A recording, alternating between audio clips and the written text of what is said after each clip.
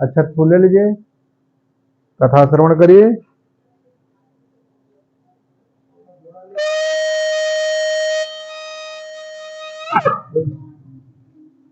ओम यगदाने विशाल से आसन का देहा प्रतिरमण आसन सुतों पौराणिकम खलो। श्री व्यास जी ने कहा, एक समय समय नाम विशाण तीर्थ में सौन का आदि सभी ऋषियों तामनु ने प्राण प्राप्त के वेता से सूर्य महाराज से पूछा, बता कि वहां प्राप्त वांछितम फलम तस्रम सोते में छामा कथस्तो महामुनि। इसे ने कहा कि महामुनि किस बतता तपस्या से मनुष्य फल प्राप्त होता है, उसे हम सब सुनना चाहते हैं, आप कहें।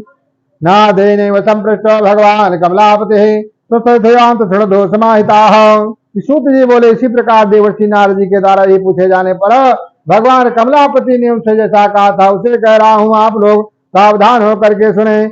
एक समय योगी नारद जी लोगों के कल्याण की कामना से विभिन्न लोकों में भ्रमण करते हुए मृत्यु लोक में आए और यहाँ पर उन्होंने अपने कर्म फल के अनुसार नारायण उत्पन्न सभी प्राणियों को अनेक प्रकार के दुख भोगते हुए देखा तथा किस उपाय से इनके दुखों का निश्चित रूप से नाश हो सकता है, सामने विचार करके वह वैकुंठ लोक को चले गए, विष्णु लोक को चले गए। सत्यनारायणम देवम शुक्ल वर्णम चतुर्भुजम शंख चक्र गदा पद्म वरमाला विभूषितम दृष्टातम देव देव सत्यम सम चक्र में। वहां पर 4 भुजाओं वाले शंख चक्र गदा पद्म तथा वरमाला से भूषित शुक्ल वर्ण भगवान नारायण का दर्शन कर देवादेव की स्तुति करने लगे। नमो वांग मन साधित रूपायान शक्ते आदि मध्यांतहीनाय निर्गुणाय गुणात्मने सर्वेशामादि भूताय भक्ता नामादिनाशने सुताय विष्णुनाथम प्रतिभाकतो। नारद जी बोले कि हे वाणी और मन से परे स्वरूप वाले अनंत संपन्न आदि मध्य से रहित निर्गुण और सकल कल्याण में गुण बलों से संपन्न सृष्टि प्रपंच की कालभूता तथा भक्तों की पीड़ा नष्ट करने वाले परमात्मा आपको नमस्कार है। स्तुति सुनने के अनंतर भगवान श्री विष्णु जी ने नारद जी कहा कि मैं समागत किम ते मन से कथस्तु महाभागो तस्वरम कथयामि ते। श्री भगवान ने कहा कि महाभाग आप किस प्रयोजन से यहाँ पर आए हैं, आपके मन में क्या है, कहिए, वह सब कुछ मैं आपको बतलाऊंगा। मत्त लोके जना सर्वे नाना किल श्रमिता नान सुनते पाप चलते पाप कर्म भी।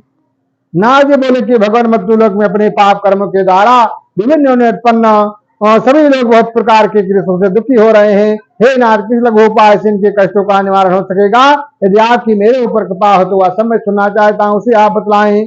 सात पृष्ठम श्लोकानुग्रह कांक्षा यत्कर्तामुच्यते मोहात् तच्छ्रद्धो वदामिते। श्री भगवान ने कहा कि हे वह संसार के ऊपर अनुग्रह करने की इच्छा से आपने बहुत अच्छी उत्तम बात पूछी है।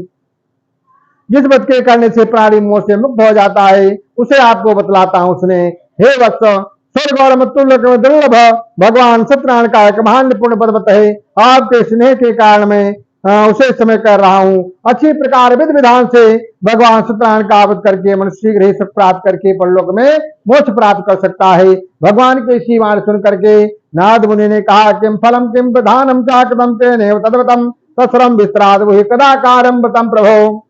नारद जी बोले कि प्रभु, इस व्रत को करने का फल क्या है, इसका विधान क्या है, इस व्रत को किसने किया और कब इसे करना चाहिए, सब विस्तार पूर्वक मुझसे बतलाइए। दुख शोका समनम धन प्रवर्धनम। श्री भगवान ने कहा कि एक सत्यनारायण का व्रत दुख शोक आदि का समन करने वाला और धन धान की वृद्धि कराने वाला, सौभाग्य और संतान देने वाला है तथा सर्वत्र विजय प्रदान करने वाला है। इसके निवेदना भक्ति और श्रद्धा सम्मिलित होकर के मनुष्य ब्राह्मण और बंधुबांधवों के साथ धर्म तत्पर होकर के सायंकाल भगवान सत्यनारायण की पूजा करे। नैवेद्य के रूप में उत्तम कोट के भोजनी पदार्थ को सवय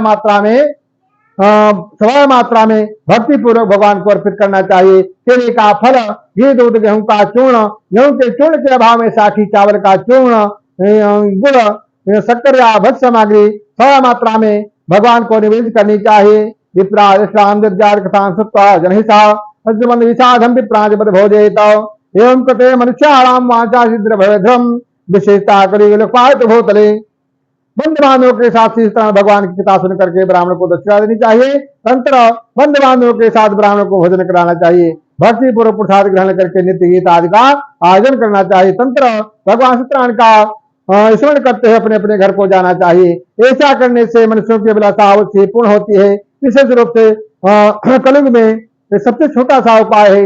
इस स्कंद प्राणे रेवा खंडे सीतायाम प्रथमोध्याय समापन भूत वृंदावन बिहारी लाल की जय।